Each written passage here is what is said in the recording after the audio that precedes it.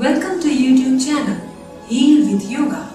आज हम आपको सूर्य नमस्कार के बारे में बताएंगे। सूर्य नमस्कार 12 मंत्रों के साथ किया जाता है। सूर्य नमस्कार आसन का अभ्यास करने से शरीर स्वस्थ और रोग मुक्त रहता है। इससे चेहरे पे चमक और रौनक रहती है। इसके अभ्यास से मानसिक शांति और बुद्धि का विकास होता है। सूर्य नमस्कार आसन का अभ्यास हानि या रोगी को नहीं करना चाहिए।